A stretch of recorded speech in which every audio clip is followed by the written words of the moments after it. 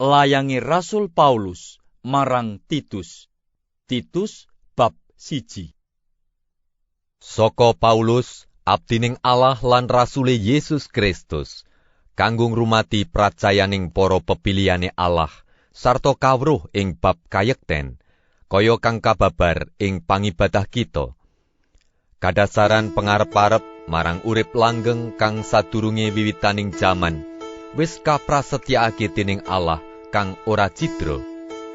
Ing wektu kang kinersakake, panjenengane wis medhar pangandika ana ing pangundanging Injil, kang wis kapitayakake marang aku, cunduk karo dawuhing Allah pamarta kita.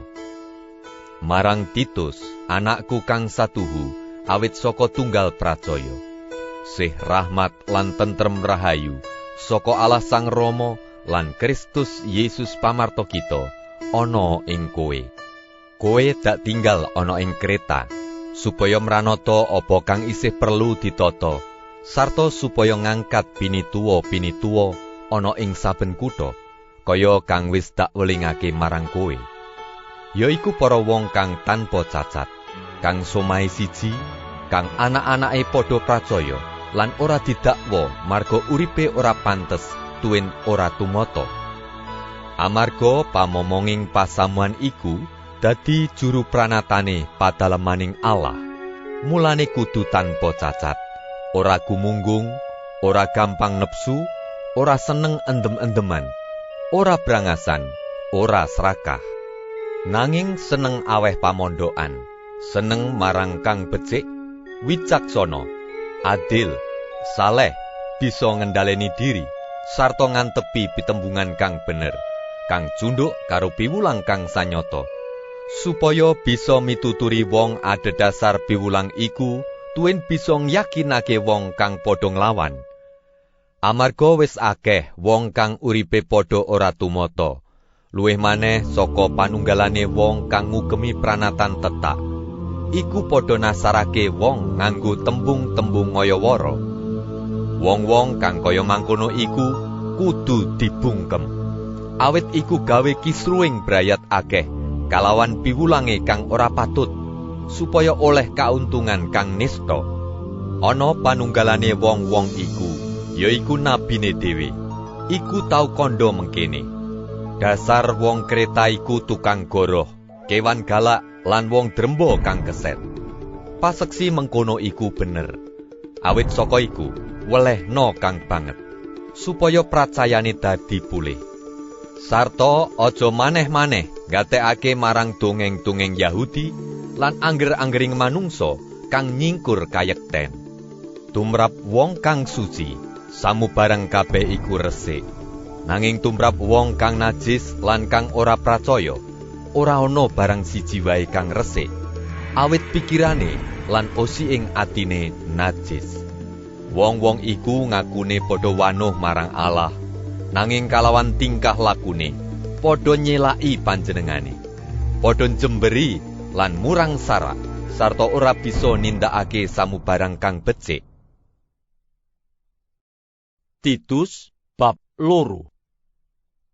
Nanging kowe wartakno apa kang cunduk karo piwulang kang satuhu, para wong lanang kang wis tuwa, supaya padha urip kajen, prasaja, wicaksana, sarta mantep ing pracaya, ing katresnan lan katemenan. Mangkono uga para wong wadon kang wis tuwa, iku padha mujudna anggone dadi wong ibadah. Aja mitenah, aja karem ngombe anggur, nanging bisa memulang prakara-prakara kang becik. Lan sarana mangkono bisa merdi wong-wong wadon kang isih enom, supaya padha tresna marang kang lanang tuwin marang anak-anake. Urip kalawan wicaksana lan suci, sregep mranata bali omahe, becik atine sarta sumuyut marang kang lanang, supaya pangandikane Allah aja nganti dicecamah. Mangkono uga para wong nom-noman padha pituturana, supaya padha bisa ngendhaleni awake dhewe ing sadengah prakara. Lan kowe dhewe dadiya tulodo ing bab nindakake panggawe becik. Anggonmu memulang dikalawan jujur sarta tumemen, Tetembunganmu disatuhu lan tanpa cacat. Satemah wong kang nglawan padha dadi wirang. Amarga ora ana prakara-prakara ora becik kang kena kanggo ngolo-olo kita. Para abdi padha pituturana supaya sumuyut marang bendarane tumrap sadengah prakara, lan padha gawea senenging atine, lan aja mbantah. Aja celemer, nanging tansah nilakno anggonmu temen lan setya, supaya marga saka mangkono tumrap ing sadengah prakara padha ngluhurake piwulange Allah pamarta kita. Awit dene sih rahmate Allah kang nyelametake manungsa kabeh iku wis kababar. Iku merdi marang kita, supaya kita ninggal pamblasar lan pepenginan kadonyan, sarta supaya kita urip kalawan wicaksana, adil, tuwin ngabekti ana ing donya samengko iki.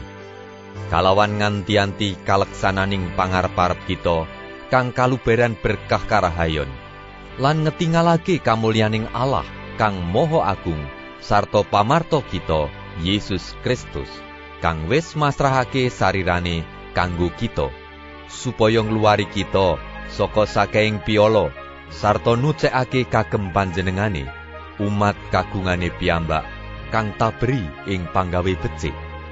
Iku mau kabeh kandhakna, wong-wong padha pituturana lan welehna kalawan prabawamu ing sakatoke. Aja nganti ana wong kang ngremehake kowe. Titus bab 3.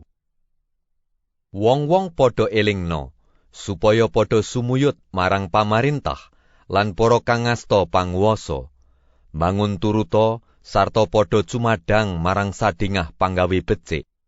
Aja padha nyenyamah, aja padha regejegan, nanging padha disumanak lan dialus ing budi marang sadengah wong.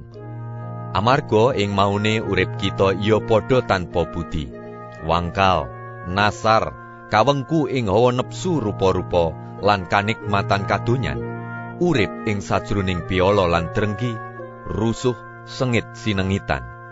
Nanging bareng kamiraning Allah pamarta kita wis kababar, sarta katresnane marang manungsa, ing wektu iku panjenengane nyelametake kita. Ora marga saka panggawe becik kang wis kita lakoni, nanging marga saka sih rahmate, sarana padusan lair maneh, lan marga kaanyarake dening Roh Suci, kang wis kaparingake marang kita dening Yesus Kristus pamarta kita, supaya kita kang wis kabenerake dening sih rahmate padha wenang nampani urip langgeng cunduk karo pangarep-arep kita.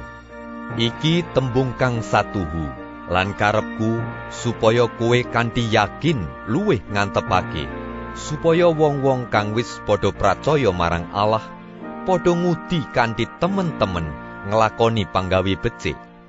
Iku kang prayoga lan migunani tumrap manungsa. Nanging singkirana bebantahan kang ora teges, prakara sara silah, apa dene padudon lan regejegan bab angger-anggering toret. Amarga kabeh iku ora ana gunane sarta muspra. Wong kang jalari cerah menawa wis kok pituturi pisan pindho, iku adohana. Kowe mangerti yen wong kang kaya mangkono iku nasar temenan lan ngukum awake dhewe kalawan dosane. Sawise aku kongkonan Artemas utawa Tikikus mrene nemoni kowe, udinen bisane kowe nemoni aku ana ing Nikopolis. Awit wis dak niati arep manggon ana ing kono sasuwene mangsa bedhidhing iki. Zenas ahli Toret lan Apolos padha tulungana sacukupe, supaya lakune aja nganti kekurangan sawiji apa. Sarta wong-wong kita cik ben padha sinau nglakoni pagawean kang migunani, supaya bisa nyukupi kabutuhaning urip kang baku, amrih uripe aja nganti tanpa guna. Wong kabeh kang bebarengan karo aku padha kirim salam. Salamku marang wong-wong kang padha tresna marang aku kabeh sajroning pracaya. Sih rahmat muga nunggila ing kowe kabeh.